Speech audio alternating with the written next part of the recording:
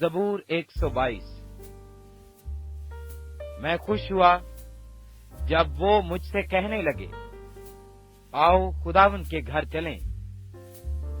اے یروشلم، ہمارے قدم تیرے پھاٹکوں کے اندر ہیں۔ اے یروشلم، تو ایسے شہر کی مانند ہے جو گنجان بنا ہو، جہاں قبیلے یعنی خداوند کے قبیلے اسرائیل کی شہادت کے لیے خداوند کے نام کا شکر کرنے کو جاتے ہیں، کیونکہ وہاں عدالت کے تخت یعنی داؤد کے خاندان کے تخت قائم ہیں۔ یروشلم کی سلامتی کی دعا کرو، وہ جو تجھ سے محبت رکھتے ہیں اقبال مند ہوں گے۔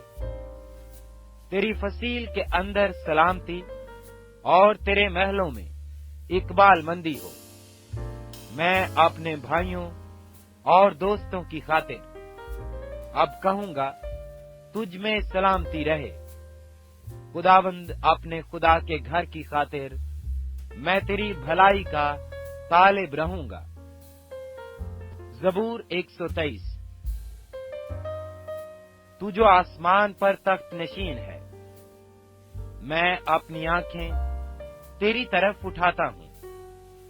دیکھ، جس طرح غلاموں کی آنکھیں اپنے آقا کے ہاتھ کی طرف اور لونڈی کی آنکھیں اپنی بیوی کے ہاتھ کی طرف لگی رہتی ہیں، اسی طرح ہماری آنکھیں خداوند اپنے خدا کی طرف لگی ہیں، جب تک وہ ہم پر رحم نہ کرے۔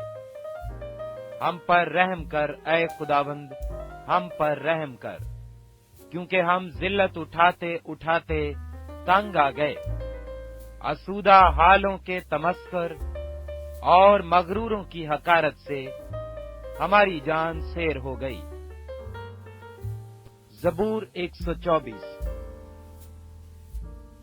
اب اسرائیل یوں کہے، اگر خداوند ہماری طرف نہ ہوتا، اگر خداوند اس وقت ہماری طرف نہ ہوتا جب لوگ ہمارے خلاف اٹھے، تو جب ان کا قہر ہم پر بھڑکا تھا، وہ ہم کو جیتا ہی نگل جاتے۔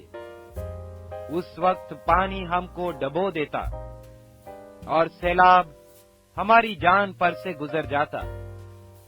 اس وقت معجزن پانی ہماری جان پر سے گزر جاتا۔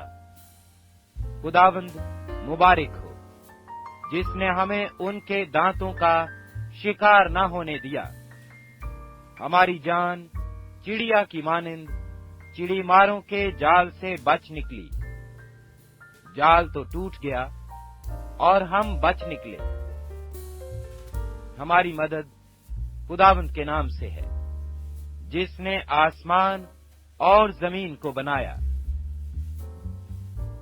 زبور 125۔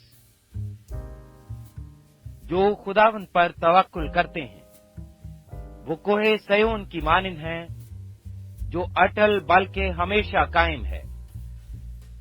جیسے یروشلم پہاڑوں سے گرا ہے، ویسے ہی اب سے ابد تک خداوند اپنے لوگوں کو گھیرے رہے گا، کیونکہ شرارت کا عصا صادقوں کی میراث پر قائم نہ ہوگا، تاکہ صادق بدکاری کی طرف اپنے ہاتھ نہ بڑھائیں۔ اے خداوند، بھلوں کے ساتھ بھلائی کر، اور ان کے ساتھ بھی جو راست دل ہیں، لیکن جو اپنی ٹیڑھی راہوں کی طرف مڑتے ہیں، ان کو خداوند بد کرداروں کے ساتھ نکال لے جائے گا۔ اسرائیل کی سلامتی ہو۔